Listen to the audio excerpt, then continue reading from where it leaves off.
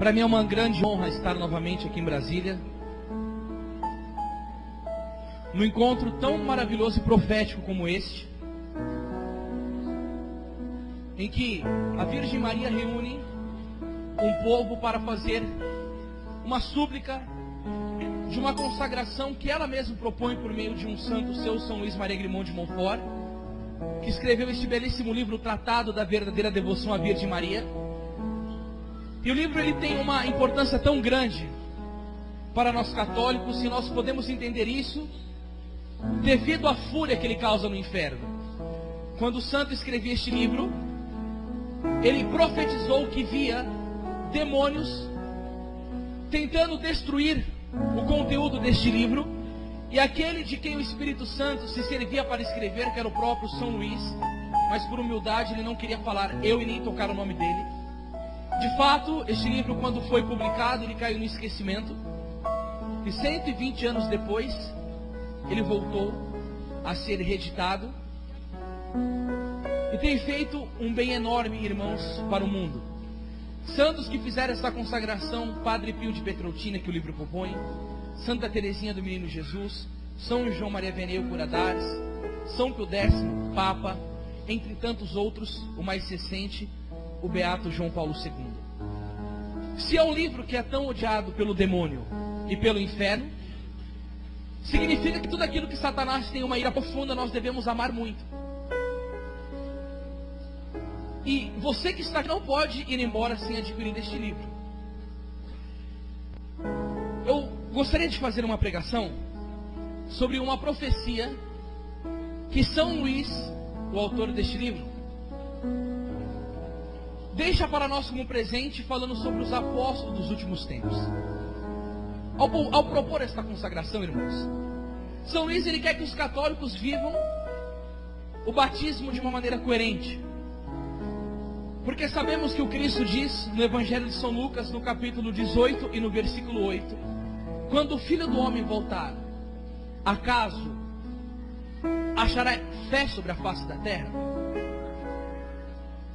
E sabendo que a fé estaria entrando numa apostasia tremenda, que a igreja seria invadida no seu interior por Satanás, e com auxílio até de cardeais, sacerdotes, religiosos, leigos que vivem mal a fé católica, o espírito do mundo seria introduzido de uma maneira tão forte dentro da igreja, que iria acabá-la com ela por dentro. E o Tratado da Verdadeira Devoção é uma resposta ao pedido da Virgem Maria, pedindo a consagração do mundo ao coração dela, e uma esperança para que esses que fazem esta consagração, de fato vivam aquela palavra do apóstolo Paulo em Romanos 12:2, não vos conformeis com este mundo, mas transformai-vos pela renovação do vosso espírito. E quando São Luís escrevia e propunha a consagração, na página 49, alguém está aí com o tratado, mas o título é Os Apóstolos dos Últimos Tempos. Acharam? Apóstolos dos Últimos Tempos, está aí? Quem achou, diga amém. Posso ler com vocês, irmãos? E assim está escrito, conforme o Espírito Santo usou São Luís. Enfim, Deus quer que sua mãe seja mais conhecida, mais amada e mais honrada do que nunca. Isso acontecerá sem dúvida se os predestinados entrarem com a graça e a luz do Espírito Santo na prática interior e perfeita que seguidamente lhes descobrirei. Se os que pegarem esse livro na mão seguirem o que está escrito aqui, e Nossa Senhora será mais honrada e mais amada, porque Deus tem os seus desígnios. Mas quando o homem cumpre a vontade do Senhor, a graça de fato acontece. Haja visto, você vê que a Virgem Maria disse em Lucas 1:38, eis aqui a escrava do Senhor, faça-se-me segundo a tua palavra. O verbo se fez carne, habitou entre nós, e a salvação do mundo veio porque a Virgem Maria aceitou o plano do Senhor. Mas também tem Judas, que foi apóstolo de Jesus. Em vez de seguir as pegadas do mestre, ele se vendeu, se corrompeu pelo dinheiro, vendeu Jesus e não foi um homem santo. Então tem aqueles que cumprem os chamados do Senhor e aqueles que não cumprem. Ele está falando, se colocarem em prática, verão então com tanta claridade, quanto a fé lhes permitir, a formosa estrela do mar, Querido, tá maravilhoso o tecladinho. Só peço para você abaixar um pouquinho só, mas tá maravilhoso. Só abaixar um pouquinho. Obrigado. Verão então com tanta claridade quanto a fé lhes permitir, a formosa estrela do mar, e se obedecerem às suas diretivas, chegarão a bom porto, apesar das tempestades e dos piratas. Continua São Luís. Conhecerão as grandezas desta soberana e devotar-se-ão inteiramente ao seu serviço como seus súditos e seus escravos de amor. Olha que lindo. São Luís dizia que Jesus, nosso Senhor, deu mais glória a Deus sendo submisso à Virgem Maria durante a sua vida inteira, se ele tivesse convertido o mundo inteiro. Se Jesus, nosso Senhor, passou por este caminho, e a Virgem Maria, sem dúvida alguma, foi a professora de santidade de Jesus, porque nós não podemos esquecer que ele tinha duas naturezas. E Santo Agostinho disse que a Virgem Maria é a forma dele, a forma de Deus, que formou Deus, e o caminho que Jesus passou também deve ser, gente, o caminho que nós devemos passar. Tanto que quando São Luís Maria Grimond de Montfort estava numa igreja, diante de uma imagem de Nossa Senhora, fazendo uma veneração de amor à Virgem Maria, uma pessoa chegou na igreja e cutucou o São Luís e disse assim: por que você não vai adorar Jesus ali no sacrário e fica diante dessa imagem? E São Luís respondeu com muita clareza: é porque antes de Jesus estar naquele sacrário, ele apontou para a imagem da Virgem Maria e falou: ele passou por esse, então eu passo por esse sacrário e depois vou para aquele. Isto para ensinar o caminho que o São Luís fazia. Ele ia à Virgem Maria para ir até Nosso Senhor. E as pessoas dizem assim: nós não precisamos de mediador, porque a palavra diz em João capítulo 14, versículo 6, Jesus dizendo: eu sou o caminho, a verdade e a vida, ninguém vai ao Pai senão por mim. E particularmente quem fala muito isso são os protestantes e alguns católicos envenenados. Mas como nós temos o magistério, São Boaventura diz: Jesus é o caminho que leva ao Pai, mas a Virgem Maria é o caminho que leva a Jesus. Porque o São Luís mesmo dizia: Jesus foi o meio pelo qual a Virgem Maria serviu-se para vir até nós, e é o meio que nós devemos servir para ir até Ele. Aí as pessoas dizem assim que não entendem essas verdades de fé, mas não precisa de mediação. Olha que bonito que vai dizer o livro do Provérbios, no capítulo 8 e no versículo 35. Aquele que me acha, obtém a vida, encontra e recebe os favores do seu Senhor. Aquele que me acha, encontra a vida. Que vida que é essa? É a vida divina de Jesus. Mas quem é essa que encontrando se encontra o Cristo? É a Nossa Senhora. E acha ela e não consegue se ser santo sem ela. O bem-aventurado José Lamano já dizia: procurar santidade sem Maria é voar sem asas. Santo Alberto Magno estava no seminário e com muitas dificuldades de entender as matérias de teologia, o latim, e desesperado apareceu diante de uma imagem da Virgem Maria e disse: olha, se a senhora não me ajudar, eu vou sucumbir, não vou aguentar e vou sair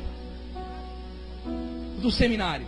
Gente, Nossa Senhora apareceu para Santo Alberto Magno e diz assim para ele: olha, Alberto, eu vou fazer de você um homem sábio, célebre, e o seu nome será lembrado no mundo inteiro. Mas antes da sua morte, eu vou aparecer para ti, eu vou retirar toda a sabedoria, porque eu sou a mãe da sabedoria, e todos notarão, porque você falará que quem fez essas maravilhas em ti fui eu. Gente, Santo Alberto Magno, ele foi de uma sabedoria tão excelsa. A compreensão dele acerca das coisas de Deus era uma coisa inenarrável, maravilhosa. Tanto que ele virou professor de teologia e deu aula para Santo Tomás de Aquino, considerado o mestre do mundo na teologia católica. E após a morte dele, ele se tornou doutor da igreja, um dos maiores santos. E antes da morte dele, a Nossa Senhora apareceu e disse assim: ó, conforme o combinado, eu vou tirar aquela sabedoria que eu tinha lhe prometido, que de fato Nossa Senhora fez com que ele teve, E depois que Nossa Senhora tirou, as pessoas olhavam para Santo Alberto e percebiam que não era mais a mesma inteligência, a mesma retórica, a mesma compreensão, que ele estava mais bobo. E aí ele começou a contar para todo mundo, gente, olha, foi a Virgem Maria que me apareceu, me concedeu esta graça, e eu estou aqui para dizer que ela é medianeira de todas as graças, e como São Luís dizia, que ela dá as graças a quem quer, quando quer, como quer, chamou-a de tesoureira dos bens celestes do Senhor, que administra os dons de Deus, e que o próprio São Luís dizia que se o Espírito Santo não pode operar maravilha nas almas, meus irmãos, é porque como a Virgem Maria é esposa dele, e ele está em contato perene com ela, quando o Espírito Santo vê que uma alma não tem uma devoção profunda a Nossa Senhora, ele não pode operar nela maravilhas. Por isso que Satanás faz o possível e o impossível para tirar as pessoas do caminho da consagração, porque ele sabe que um consagrado é uma bomba no inferno. Por isso que o cardeal Newman, beato recentemente pelo Papa, convertido do protestantismo anglicano para a Igreja Católica, nas suas missões, ele percebeu que aonde se tinha uma devoção forte a Nossa Senhora, Jesus Cristo era rei dos corações.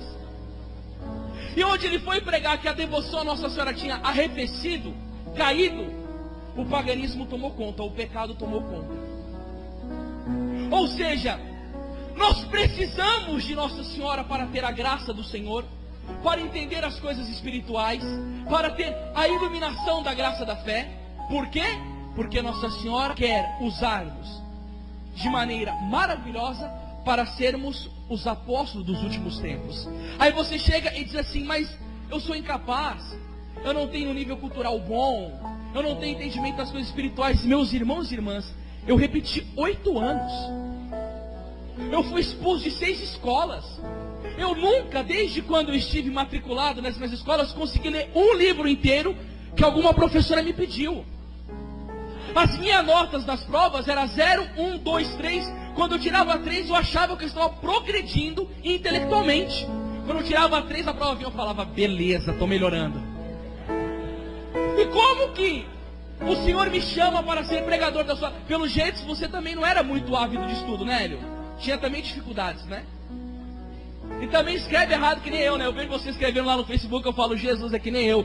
Coloca interrogação no lugar de ponto, exclamação no lugar de vírgula. Escreve tudo errado, não sabe colocar acento, que nem eu. Tudo errado. Eu ainda quero fazer um curso de português porque eu pretendo escrever livro. Mas na minha vida, como na do Hélio, se Nossa Senhora tem nos levado para pregar pelo Brasil inteiro. Por exemplo, eu estou pregando aqui. Você vê que eu tenho uma memória absurda. Lembro de coisas assim, vou citando. Mas isso daqui não é graça minha. De jeito nenhum. Porque para um jovem que repetiu 8 anos, haja vista que eu não tinha capacidade intelectual para entender as coisas.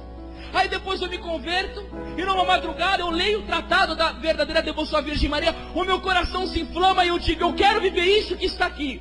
Aí Nossa Senhora nutre de sabedoria, dá um amor pela igreja impressionante, um amor pelos estudos, pela oração, repugnância pelo pecado, nojo do mundo. E aí eu vejo a formação de Nossa Senhora. E vai nos levando para o Brasil, pregando fora do Brasil e vendo coisas miraculosas. Por quê? Por causa da consagração à Virgem Maria. Todos os santos, vai dizer São Maximiliano Kolbe, são obra da Virgem Maria. E a característica comum deles é a devoção a ela. Meus irmãos e minhas irmãs, não importa muito com o seu nível intelectual, se você se acha incapaz na sabedoria divina. 1 Coríntios 11:26 diz que Deus escolhe o que é fraco no mundo para confundir os fortes. Mas o que eu estou dizendo é que essa formação de Nossa Senhora, o lindo dela, é que ela trabalha com os pequeninos. Você já viu nas aparições dela para quem que ela aparece? Para crianças. Em Fátima para crianças. Em Medjugorje começou com crianças. Em Salete com crianças. Em Garabandal com crianças. Em Quiberro, na África, Nossa Senhora ensinou o vidente dela a escrever. Foi a Nossa Senhora que fez isso. E o menino tem uma sabedoria como o de Santo Tomás de Aquino. O que você perguntar para ele sobre teologia da igreja, ele responde. Por quê? Porque ele pergunta para Nossa Senhora e Nossa Senhora diz a ele. Dentro da igreja católica, os maiores santos foram marianos. Agora, por exemplo, quem dá problema na igreja hoje? Leonardo Boff, teólogo da teologia da libertação, não tem devoção a Nossa Senhora, porque no livro ele diz que nós temos que adorar a Nossa Senhora porque ela é cheia do Espírito Santo. Um herege, comunista, não suporta o terço. A Pat Mansfield veio no Brasil e disse: por que muitos grupos de oração da renovação carismática arrefeceram, caíram? Porque vocês abandonaram a devoção a Nossa Senhora? Não dá para tirar a Virgem Maria da cena. Estão querendo de qualquer jeito separar a Virgem Maria de Jesus, mas ainda bem que São Luís Maria Grimond de Montfort dizia: é mais fácil separar a luz do sol do que Nossa Senhora de Jesus. Isso não vai acontecer, porque o céu não deixará e nós também não, porque nós pregoaremos as glórias de Maria. Pregoaremos. E aqui na profecia de São Luís, ele continua: experimentarão as suas doçuras e bondades maternais e amar-lhe-ão ternamente como seus filhos muito queridos. Conhecerão as misericórdias de que ela é cheia e sentirão a necessidade que tem do seu socorro. Gente, eu não vou poder trabalhar porque eu estou querendo nessas partes, porque eu quero muito falar dos apóstolos dos últimos tempos. Mas, gente, o socorro de Nossa Senhora. Quando Santa Gema Galgani estava rezando por um maçom impenitente, Jesus aparece a ela e diz: eu não vou converter este homem, porque ele tem um coração muito duro. E a Santa Gema diz a Jesus: a mim tu podes negar a conversão desse grande pecador, mas tu negarás a tua mãe? Eu peço a conversão dele por intermédio da Virgem Maria. No dia seguinte, este homem estava no confessionário chorando e voltando para a igreja. Uma grande congregação religiosa queria construir uma igreja bonita para honrar a nosso Senhor Jesus Cristo e não tinha dinheiro. Eles cesaram e uma mulher milionária apareceu e deu 50 apartamentos, cada um no valor de R$1 milhão. São Maximiliano Kolbe, quando queria produzir a revista Cavaleiros da Imaculada para combater a maçonaria e ensinar a doutrina católica, não tinha dinheiro. Ele foi no altar pedir a Nossa Senhora, e quando ele está em oração, ele levanta e está lá um envelope com o dinheiro necessário. Gente, eles vão para Nossa Senhora e Nossa Senhora vem no auxílio dos seus filhos. São Luís Maria Grimond de Montfort, nesse livro, nos diz que os milagres começaram por Maria. O primeiro milagre na ordem natural, na visitação que ele fez, que Nossa Senhora fez a sua prima Santa Isabel, e quando São João Batista foi santificado no ventre, São Luís diz que aquele é o primeiro milagre de Jesus, por intermédio de Maria na ordem natural. E o segundo milagre, a transformação da água em vinho, que foi nas bodas em Caná, também a pedido de Nossa Senhora, e diz que continuará assim até a segunda vinda de Jesus, os milagres por meio de Maria, a sua Mãe Santíssima. Então por isso que você que está nesse encontro precisa ter dentro da sua alma essa necessidade da Mãe de Deus, porque Jesus quis necessitar dela para vir até nós, e sem nenhum escrúpulo de amar muito a Nossa Senhora. São Maximiliano Kolbe já dizia: não tenha medo de amar tanto a Virgem Maria, nunca ninguém amará ela como Cristo a amou.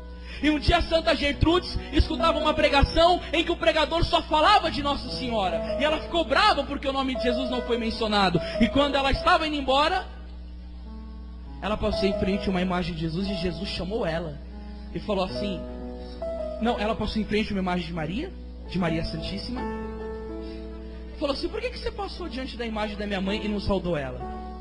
Aí ela disse: Jesus, o pregador agora pregou e ele só falou da sua mãe e nem falou de você, por isso que eu estou chateada. Sabe o que Jesus respondeu a ela? Minha filha, acalenta-te o seu coração. Toda a glória que é dada à minha mãe é a mim mesmo que é dada, porque tudo o que há de bom nela foi eu quem a ornei. Entende, meus irmãos? Nós não podemos ter medo de ficar perto da Virgem Maria, porque a Virgem Maria nos leva a Jesus, isso é fato. E Jesus também quer que nós nos consagremos a ela dessa maneira, para que nós possamos ser cada vez mais do Cristo, amparado, formado, porque é mais rápido. Então, o São Luís ele vai falando: recorrerão sempre a ela em todas as coisas, como sua querida advogada e a medianeira junto de Jesus Cristo. Compreenderão compreenderão. Isso daqui não é só lendo não, viu? É calma. Compreenderão que ela é o meio mais fácil, mais curto, mais perfeito para irem a Jesus. E a ela se entregarão de corpo e alma sem reserva, para do mesmo modo pertencerem a Jesus Cristo. Quem já fez a consagração da santa escravidão aqui, levanta a mão. Quem que já é escravo de Maria aqui? Vale a pena ou não vale essa consagração, gente?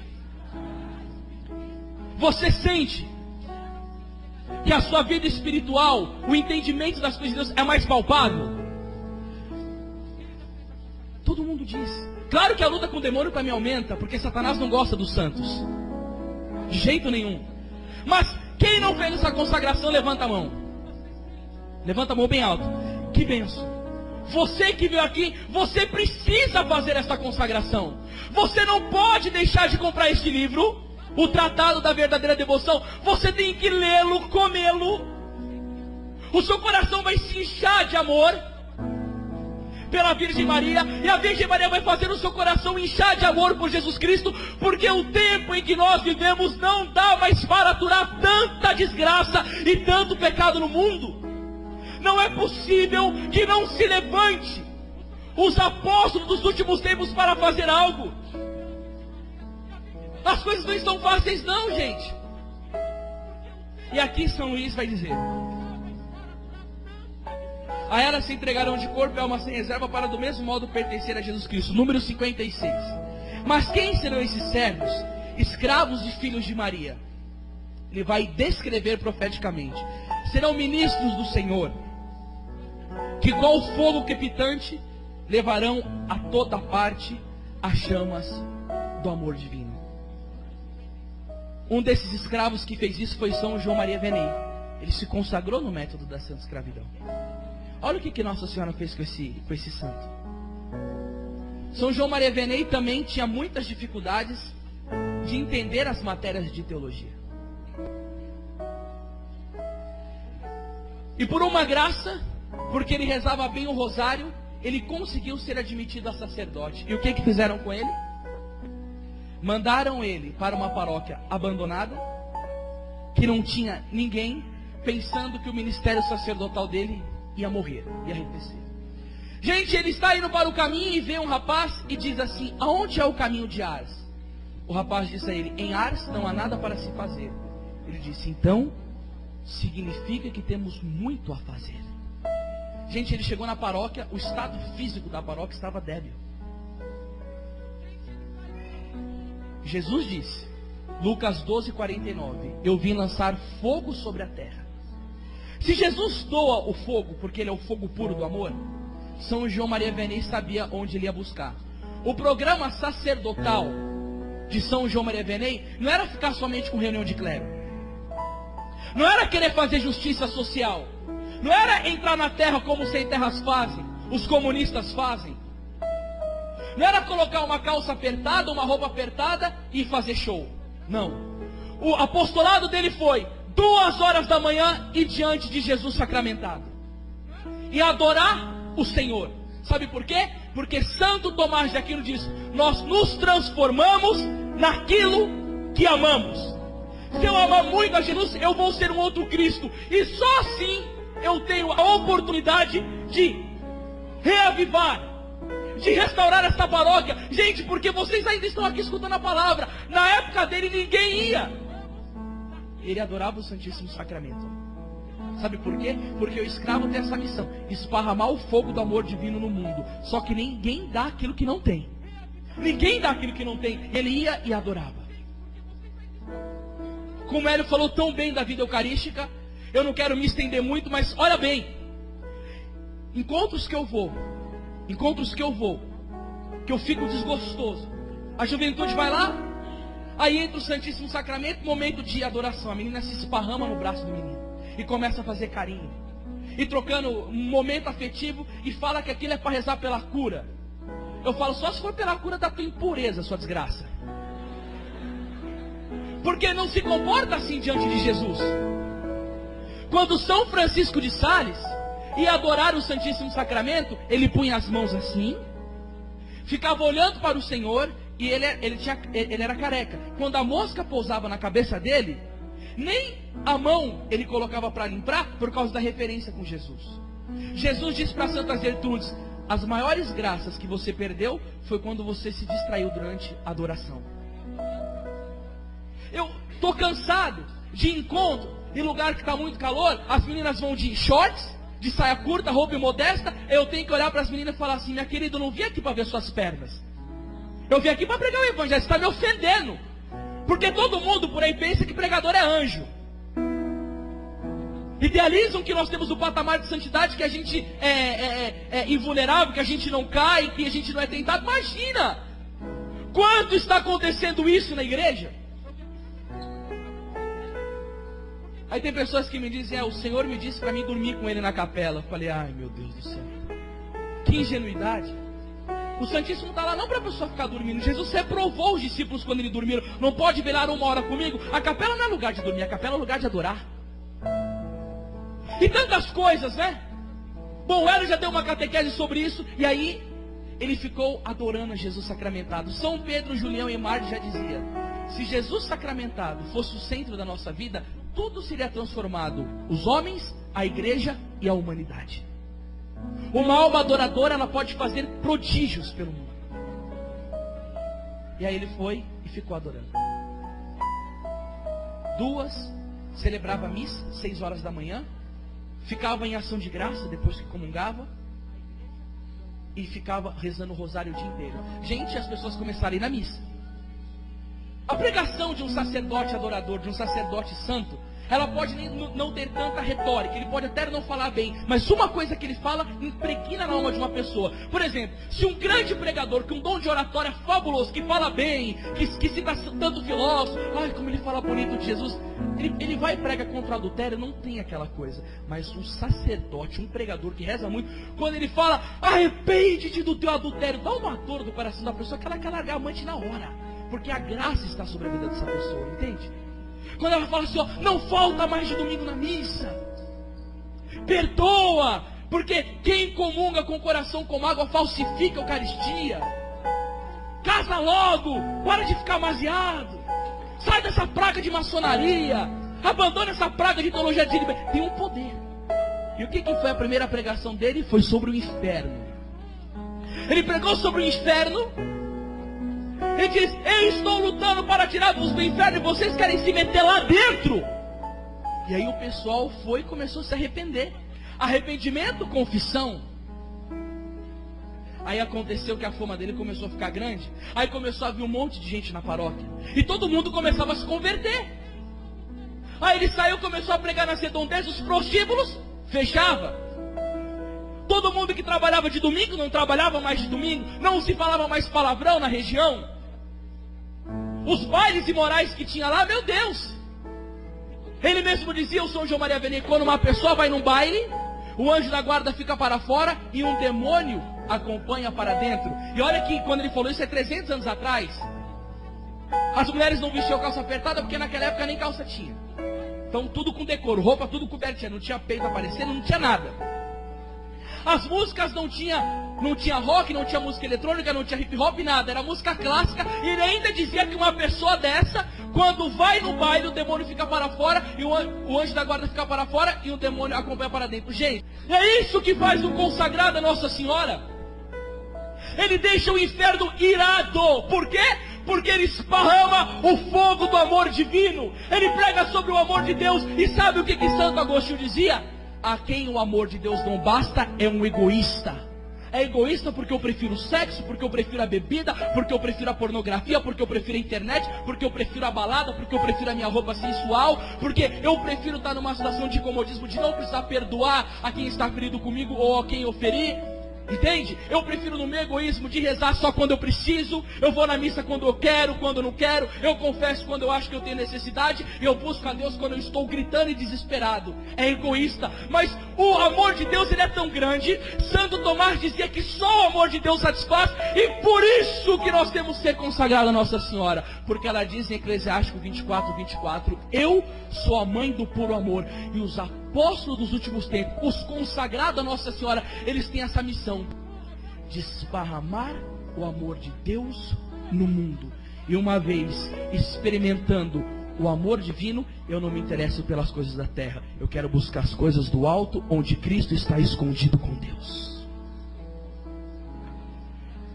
E é isso que nós temos que fazer. Esparramar o fogo do amor divino. Ter repugnância pelas coisas desta terra. Porque 1 João capítulo 2, versículo 15 vai dizer: não ameis o mundo e nem as coisas do mundo. Se alguém ama o mundo, não está nele o amor do Pai. O que eu quero? Eu quero o amor do Pai. Porque o amor do Pai me sacia. E o escravo de Nossa Senhora, como São João Maria Vianney, quando ele passou na cidade de Ars, quando ele chegou lá, dizia: aqui não tem nenhum católico. E quando morreu estava escrito: aqui não tem nenhum pagão. Porque todo mundo estava com vida de santidade. Os prostíbulos, casas de prostituição que tinha lá, fecharam todas e abriram casas religiosas e casa de acolhida para as crianças que eram pobres e que não tinham cuidado. Por quê? Porque quando a pessoa se converte de fato ao nosso Senhor Jesus Cristo, ela tem a caridade no coração de ajudar aquele que tem necessidade.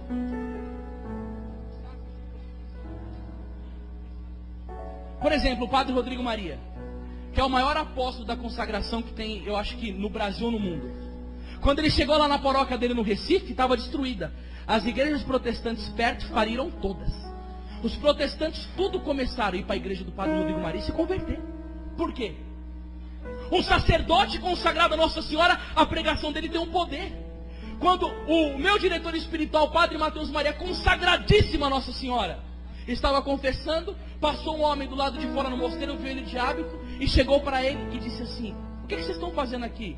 Falando, está tendo uma missa, eu estou confessando. Quando eu era moleque eu estudei numa escola católica, eu lembro que tinha uns padres que esses negócios aqui é confissão, isso daí não é assim? Falou, você quer se confessar? Quanto tempo você não confessa? 30 anos, então vamos confessar. Ele fez o sinal da cruz e perguntou, quais são os seus pecados? Ele falou, eu sou assaltante do banco do PCC, mas quando entrei aqui eu senti uma paz tão grande, eu quero voltar para nosso Senhor Jesus Cristo. Por quê? Um sacerdote consagrado a Nossa Senhora. Se você se consagrar e viver esta fidelidade, o Senhor vai te dar a graça de esparramar pelo mundo o fogo do amor divino. Mas eu não tenho o dom de falar. Madre Teresa também não tinha o dom de pregar. Mas o mundo inteiro olhou para aquela mulher. Ela foi capa da revista Time americana, ganhou o Prêmio Nobel da Paz e mostrou ao mundo o Evangelho de Jesus encarnado, não em quem fala bem, mas em quem vive bem. Por quê? Porque vive do amor. E aqui continua: serão setas nas mãos do poderoso, flechas agudas nas mãos poderosas de Maria, para transpassarem os seus inimigos. Serão filhos de Levi, de São Luís, bem purificados no fogo das grandes tribulações, bem apegados a Deus, que trarão o ouro do amor em seus corações, o incenso da oração no espírito e a mirra da mortificação no corpo. Gente do céu, a palavra do Senhor já diz, e todos nós deveríamos conhecer no livro do Eclesiástico, no capítulo 2 e no versículo 1, quando entrardes para o serviço do Senhor, permanece firme na justiça e no temor, e prepara a tua alma para a provação, para a tribulação. Nossa Senhora não tem desejo de que com esta consagração levantar católicos descompromissados e que não sirvam para nada. E se nós queremos servir para alguma coisa dentro da igreja, e eu creio que você quer ajudar, porque o amor ele não é ocioso, o amor ele trabalha. São João da Cruz já dizia que o amor não cansa e nem descansa. Todo católico consagrado a Nossa Senhora, ele vê o mundo, ele toma um choque, ele quer fazer algo. Meus irmãos e minhas irmãs, os escravos de Maria, como diz na profecia de São Luís, ele é o calcanhar de Nossa Senhora. E essa meditação que eu aprendi com o Padre Rodrigo Maria é muito interessante. Ele pega o corpo humano e diz assim: olha o calcanhar no corpo humano, ele é a parte mais desprezada. Ele fica escondido, ele não é bonito, ninguém fala, nossa, que calcanhar lindo que você tem. Não tem isso. Escondido e pisado. Pisado. É a parte que mais sofre do nosso corpo. Por exemplo, eu estou aqui em pé, quem está me sustentando é o meu calcanhar. Ele está o tempo inteiro sendo pisado. Só que há uma função belíssima. Ele é pisado, ele é esquecido, ele não é bonito, mas ele sustenta o corpo. Os escravos são o calcanhar de Nossa Senhora. Eles vão ser pisados, eles vão ser rejeitados, eles vão ter poucos amigos, eles vão ser perseguidos na escola, na faculdade, no trabalho, na própria igreja, quem é padre, no clero. Mas eles vão ajudar a sustentar o corpo de Cristo, que é a igreja. Só que, meus irmãos e irmãs, me diga a história de um santo que você já tenha lido, que ele não tenha sido provado bastante e sofrido bastante. Por que Deus quer isso? Quem trouxe a Bíblia, abra comigo, Tiago capítulo 1, versículo 2. São Tiago capítulo 1, verso 2. Considerai que é suma alegria, meus irmãos, quando passai por diversas provações, sabendo que a prova da vossa fé produz a paciência. Mas é preciso que a paciência efetue a sua obra, a fim de que sede perfeitos e íntegros, sem fraqueza alguma. Gente, dá para trabalhar muito nisso, eu não vou poder ficar só aqui, mas é muito bonito. Olha o que São Tiago vai dizer. Primeira coisa, ele diz para você ficar alegre quando você passa por muitas provações. Por que o Tiago diz isso? Com uma mentalidade católica, e sabendo que só a provação ela vai tirar de você o desapego com os homens e vai te colocar a confiança em Deus.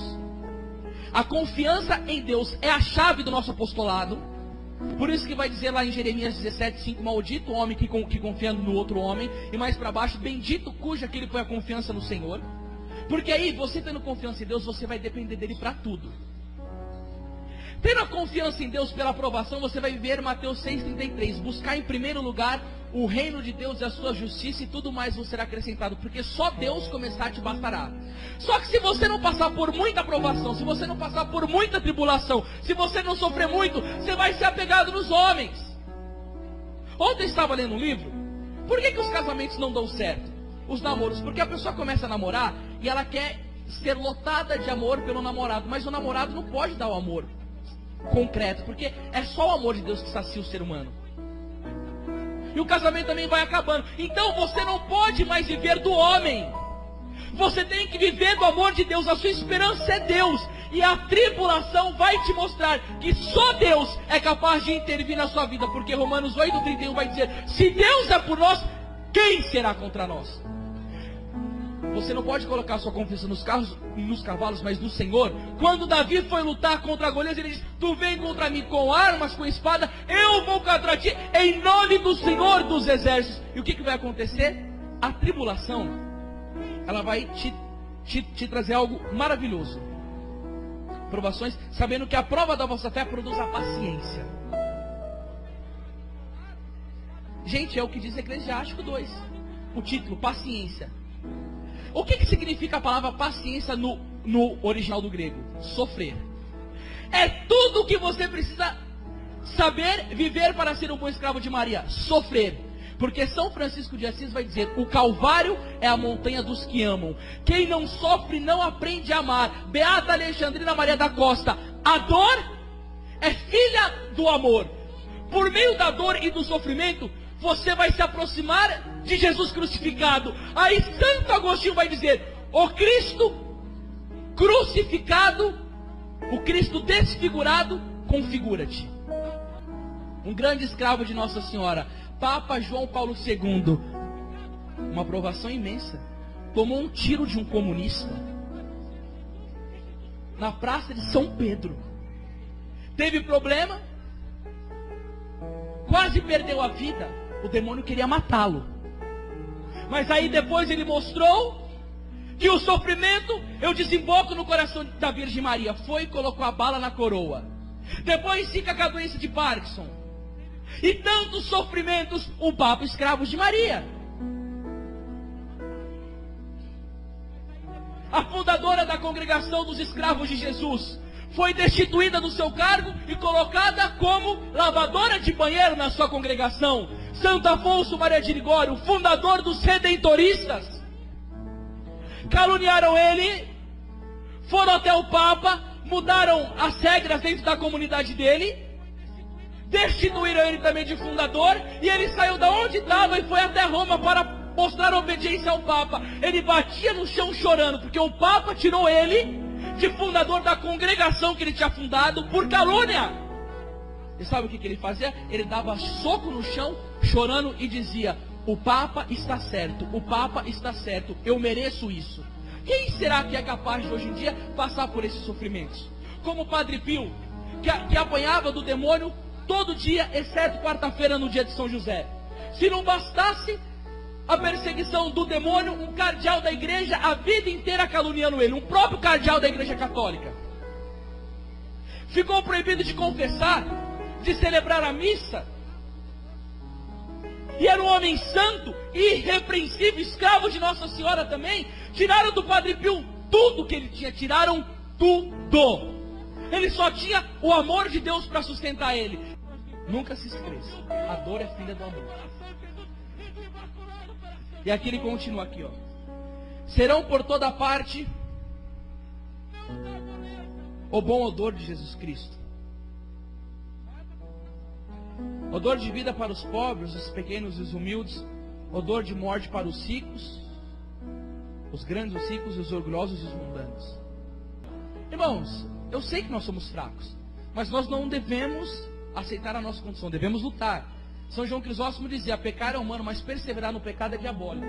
Isaías capítulo 59, versículo 1 vai dizer: não é a mão do Senhor que é incapaz de salvar, nem seu ouvido demasiado surdo para ouvir. São os vossos pecados que colocaram uma barreira entre vós e o vosso Deus, e este é o motivo pela qual a face do Senhor se oculta. Agora, por que São Luís Maria Grimond de Montfort diz sobre essa associação dos escravos de Maria com a palavra? Primeira coisa, a Nossa Senhora foi a primeira a acolher a palavra. Eis aqui a escrava do Senhor, faça-se em mim segundo a tua... Você precisa da palavra, irmão, para curar o seu coração. Salmo 106:20, o Senhor enviou a sua palavra para curá-los e livrá-los da morte. O São Luís não fala que esparramará a chuva da palavra de Deus e da vida eterna? João 6,68, a quem iremos nós? Só tu tens palavra de vida eterna. Não vai dizer em Mateus 24:35, céus e terras passarão, mas a tua palavra não passará. Gente, eu fui numa missão em Santa Catarina, e o padre na homilia da missa disse que quando ele chegou na casa de uma pessoa, o que impedia a porta de bater na parede era uma daquelas bíblias antigas, grandes, no chão. Ele falou assim: como você quer que a sua casa seja abençoada pela palavra se você pisa a palavra? Aí Nossa Senhora acolhe a palavra. Aí, acolhendo a palavra, ela vai levar a palavra à sua prima Santa Isabel. Aí, quando Isabel elogia ela, ela louva com a palavra. Quando ela canta o Magnífica, Lucas 1,46, minha alma glorifica ao Senhor, meu espírito exulta de alegria em Deus, meu Salvador, porque olhou para a sua pobre serva, e desenrola. A Nossa Senhora é nossa, porque os protestantes não querem, então nós agarra mesmo. Ela diz 4 palavras do livro de Salmo e 2 palavras do profeta Isaías. Em Lucas capítulo 2, versículo 19, está claro aqui: Maria conservava todas essas palavras, meditando-as no seu coração. Gente, Maria, a Virgem Santíssima, conhecia a Bíblia inteira. E você, católico? Se vai um testemunho de Jeová na sua casa, no dia do domingo, dia do Senhor, persuade você a sair da igreja para dizendo que Jesus Cristo não é Deus e falando de Jeová. Você sabe rebater na Bíblia? Você sabe discutir com protestantes? Você sabe usar a palavra para os infortúnios da sua vida? Sabe achar respostas para você? Consolar algum coração pela palavra? Quando você vai pregar, você que é pregador, você cita a Bíblia, você conhece a Bíblia, você se expõe à palavra, você ama a palavra. Santo Agostinho cobria a cabeça com véu para ler a Bíblia. Tá vendo, meninas da comunidade do Hélio? Não vai só de véu na missa, cobre a cabeça com véu também para ler a Bíblia. Gente, é verdade, Santo Agostinho cobria a cabeça com véu para ler a Bíblia, gente. São Jerônimo dizia uma filha espiritual sua, Santa Eustóquia, que o sono sempre te surpreenda com a Bíblia na mão. Aí a gente, mas é muito difícil a Bíblia. Santo Agostinho diz que a leitura da Bíblia é como cavar um poço. Não é a primeira vez que você cava que vem água, mas você vai cavando, você vai entendendo. Agora me diga uma coisa, você não vai entender Mateus 7:1, não julgueis para não ser julgado? Isso daí é fácil entender. Tem coisas que são fáceis, você vai indo para o mais fácil, depois você vai aprendendo mais, mas não desista. Tem que ser perseverante. Como que eu vou ser um apóstolo dos últimos tempos se eu não conheço a palavra do Senhor? Gente, quando eu me converti, eu li a Bíblia 8, 10, 12 horas por dia. O amor pela palavra de Deus e pelo Deus da palavra. Espalharão a chuva da palavra de Deus e da vida eterna. Jesus diz em João 14:1: não perturbe o vosso coração. Credes em Deus, credes em mim. Na casa do meu Pai há muitas moradas. Coração do homem sem Deus é perturbado. Mas crer no Cristo, qual que é a promessa? A casa do meu Pai há muitas moradas. Nós temos um céu que nos espera. A teologia da libertação, o modernismo e as falsas doutrinas infiltradas dentro da Igreja Católica conseguiu roubar dos católicos as verdades eternas. O povo vive numa desgraça de pecado tão grande como se não houvesse céu e como se não houvesse inferno. Em Filipenses 2:12, o apóstolo Paulo já não dizia: trabalhai na vossa salvação com temor e tremor? Ele já não esparramava, já nesta época, a chuva da vida eterna?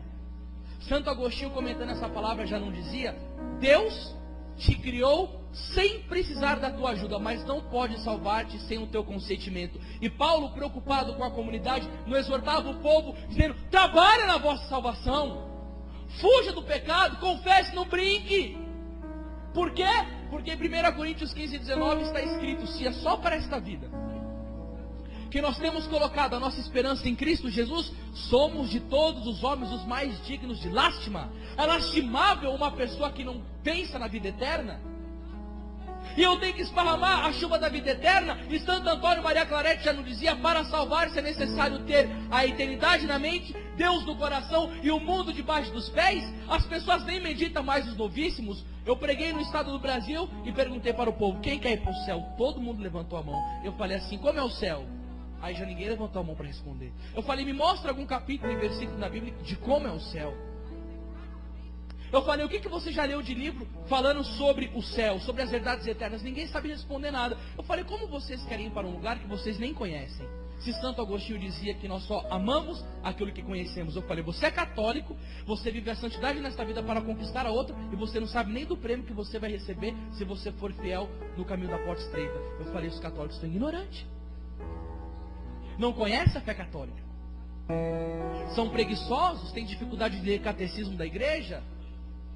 Por exemplo, eu já gastei mais de 20 mil reais comprando livro. O preço que eu comprei de livro, eu poderia ter um carro. Pergunta se eu tenho um carro. Eu não tenho um carro, mas eu estou me preparando com essa leitura para ter uma carruagem de fogo no céu. Eu não tenho carro, mas pelo menos eu gasto meu dinheiro para conhecer a doutrina católica. Mesmo na minha bolsa está lá 2 tomos da Suma Teológica de Santo Tomás Aquino, está o livro do Papa Bento XVI, está o Sermão de Santo Antônio de Pádua. Não fico bebendo veneno. Eu vou atrás da igreja. Eu vou atrás de coisas que me ensinam a ter o céu, meditar sobre o céu. Quando Santo Agostinho pregava sobre o céu, o povo dizia depois da pregação: basta-te terra. A última pregação do Padre Léo não foi buscar as coisas do alto? Por que o Padre Léo deixou aquela última pregação como legado dele? É para nós acordarmos e entendermos: nós não estamos aqui para esta vida, meus irmãos. Filipenses 3:20 não vai dizer que nós somos cidadãos do céu? Quando Nossa Senhora apareceu aos pastorinhos de: quem sois vós me ser? Eu vim do céu. Gente, os escravos têm que esparramar o desejo da vida eterna no povo. Quando São Timóteo Mártir estava sendo devorado na calviva, o anjo apareceu, levantou a cabeça dele e disse: alegra-te, o paraíso te espera. Quando Santa Teresa d'Ávila apareceu uma filha espiritual sua, ela disse: se eu voltasse à terra, eu escolheria ter todos os tormentos e sofrimentos para ter maior grau de glória no céu. Porque não é todo mundo que tem o mesmo lugar no céu, não. Não. O céu tem moradas. E quanto mais santo aqui, quanto mais sofre aqui, quanto mais ama aqui, mais glória tem no céu. É dito de Santo Agostinho que ele está no lugar que tem a visão mais plena de Deus na vida eterna. Agora, o povo vive num pecado deslascado. Um sacerdote amigo meu disse que a única diferença dos jovens do mundo e dos jovens da igreja é o nome, porque os pecados confessados são os mesmos. O escravo de Nossa Senhora tem que esparramar a chuva da palavra de Deus e inocular no povo. E isso daí só consegue fazer quem reza, que nós não vivemos para esta terra. Por isso que você não pode ter medo de sofrer. Por isso que você não pode negociar os valores da sua fé. Por isso que você tem que sair dessa praga de mundo, jovem.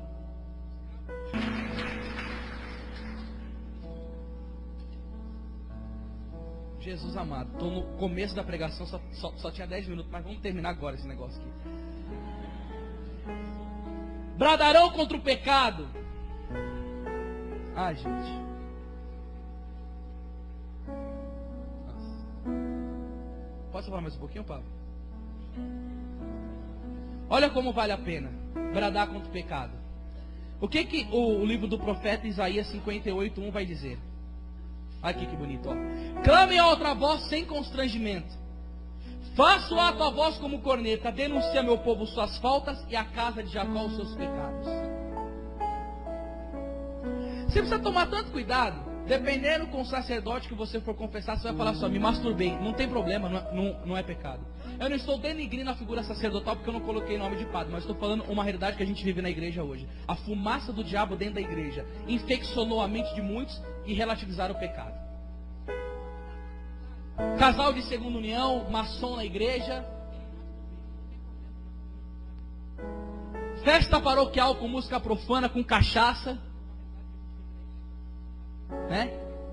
O povo não dá o dízimo porque não sei se reza bastante, né? O povo da paróquia. Aí para conseguir dinheiro vai lá e coloca a música do Michel Teló, Se Eu Te Pego. Aí tá o povo lá da igreja cantando essa música.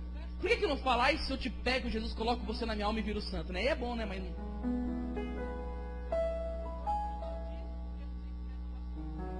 aí, claro, pregar contra o pecado vai dar problema. João Batista pregou contra o adultério de Herodes. Qual o prêmio dele? Cabeça cortada no prato. É. Sabe por quê? Porque Santo Agostinho já dizia, a reação imediata à verdade é o ódio. Mas o São Luís está profetizando aqui que os escravos bradarão contra o pecado. Eu estava numa diocese pregando numa semana, foi muito frutuosa. Gente, eu já vi pelo meu ministério pessoas sendo curadas de câncer. Eu já vi pessoas sendo levantadas de cadeira de roda andando com meus olhos. Demônios sendo expulsos. Mas isso nada me dá tanta alegria quando eu vejo uma pessoa atolada do pecado sair dele. Estava pregando e me veio na mente, no meio da minha pregação, Santa Faustina no baile. E Jesus chegando para ela e dizendo, até quando irei de aturar-vos? Nossa, imagina, né? Jesus aparece todo chagada lá no baile. Aí ela se converteu. Eu falei, bom, tem muito baile católico, cristoteca, baladoteca, que é muito pior do que esses bailes antigos, né? Porque o meu diretor espiritual me disse, eu estou cansado de confessar jovem que transa dentro de banheiro de balada católica. Aí tá lá detonando o pecado, comecei a bater em prostituição. Mas batendo lascado. No final da pregação, uma mulher chega e fala assim para mim, quero falar com você. Espera que tem um monte querendo falar, mas eu quero agora. Eu falo, nossa, a mulher é dominadora mesmo, essas bichas é possessiva, né? Se não faz na hora que quer, Nossa Senhora Aparecida. Você que vai ser padre, você não sabe do que se livrou. E aí, meus irmãos, a mulher falou, não preciso falar agora. Eu falei, então fala.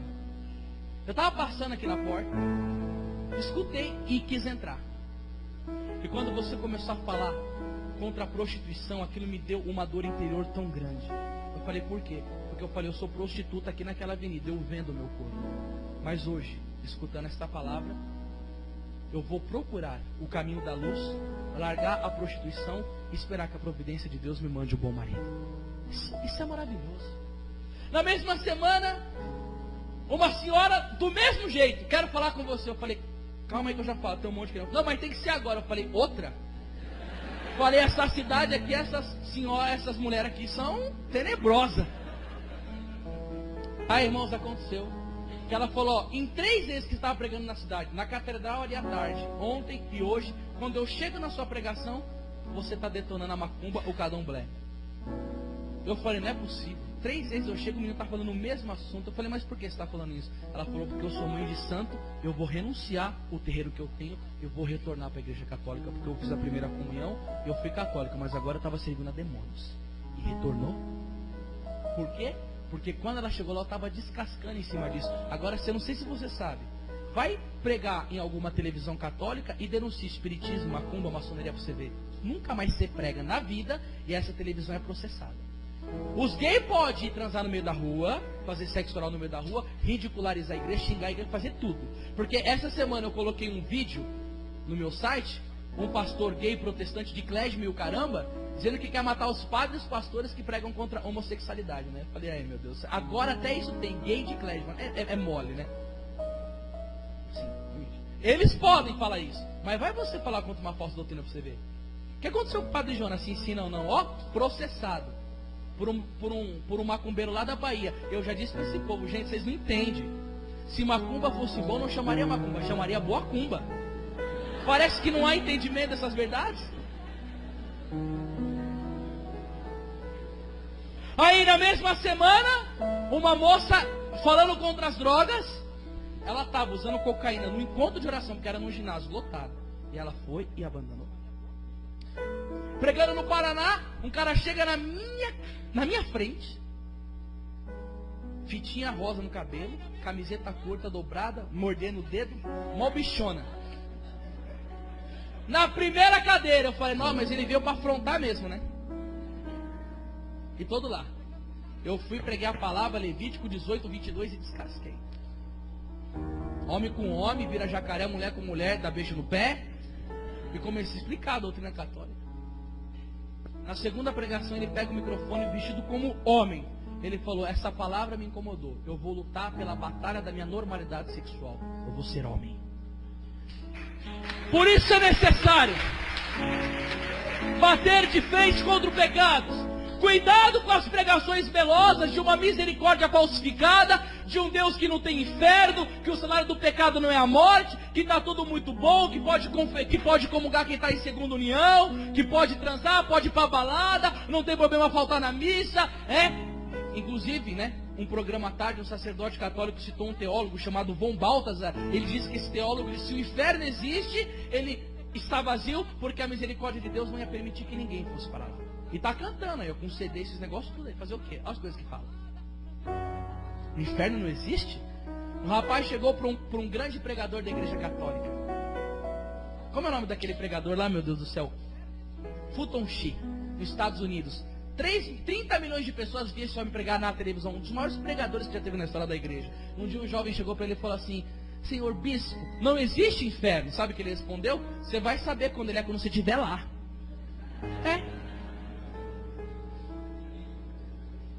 E por que nós pregadores pregamos contra o pecado? Porque Hebreus capítulo 12, versículo 14 está escrito, procurai a paz com todos e a santidade sem a qual ninguém pode ver o Senhor. 1 Tessalonicenses 4:3, esta é a vontade de Deus a vosso respeito, a vossa santificação.